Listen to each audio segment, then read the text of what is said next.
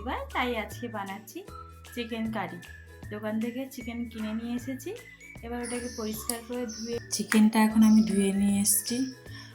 এখন দিয়ে দিচ্ছি টক দই, আর সঙ্গে দেবে অল্প একটু হলুদ আর একটু সর্ষের তেল।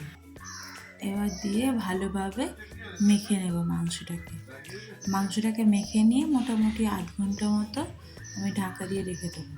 এদিকে আলু কেটে নিয়েছিলাম, ওই আলুগুলোকে তেলে ভেজে নিচ্ছি।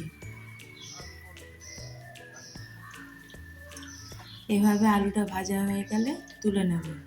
ওই তেলের মধ্যে পেঁয়াজ দিয়ে ভাজতে থাকবো, আর একটু সঙ্গে একটু নুন দিয়েছি যাতে তাড়াতাড়ি পেঁয়াজটা গলে যায়।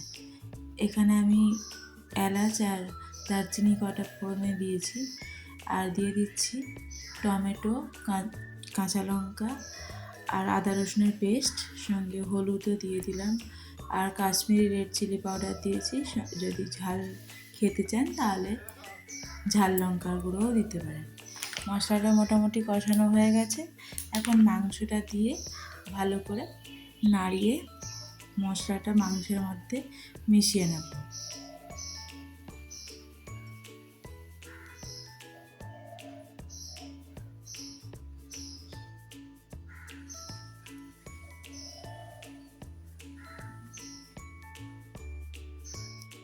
এখন আলুগুলো দিয়ে দিয়েছি, খানিকক্ষণ কষিয়ে নিয়ে আর একটু খেয়াল রাখবো যে লেগ পিসগুলো যেহেতু একটু বড়ো সাইজের আছে, সেগুলো একটু তলার দিকে রাখার, তাহলে তাড়াতাড়ি সেদ্ধ হতে পারবে। এখন কষানো হয়ে গেছে, ওই মশলা ধোয়া জলটা আমি মাংসের মধ্যে দিয়ে দেবো।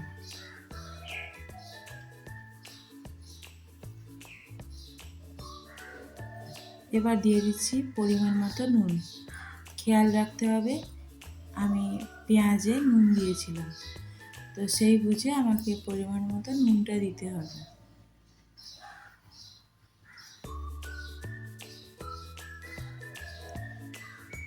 ভালোভাবে নাড়িয়ে নিচ্ছি। এদিকে গরম জল করতে দিয়েছিলাম, ওই জলটা আমি মাংসে এবার দিয়ে দিলাম। ভালোভাবে ঢাকা দিয়ে ফুটিয়ে নেব। ব্যাস, মোটামুটি আমার তৈরি মাংসের কারি।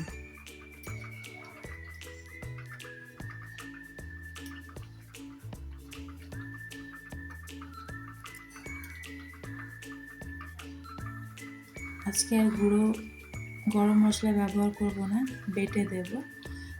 দুটো দারুচিনি নিয়েছি, একটা এলাচ, একটা লবঙ্গ ভালো করে থেতো করে বেটে নিয়ে ওটাকে একটু জলের মধ্যে গুলে মাংসের মধ্যে দিয়ে দেব ভালোভাবে। তারপরে ওটা ঢাকা দিয়ে রেখে দেব।